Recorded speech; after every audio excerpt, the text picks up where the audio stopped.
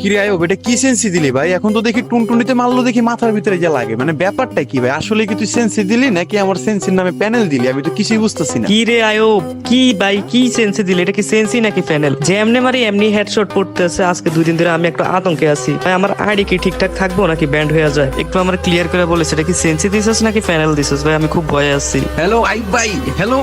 আরে ভাই কি সেন্সে দিলে এটা ভাই, মানে আমার পুরা মাথা নষ্ট ভাই। কি মানে গুলি করার আগে মনে হচ্ছে হেডের মধ্যে ইনব্লক চলে যায় ভাই।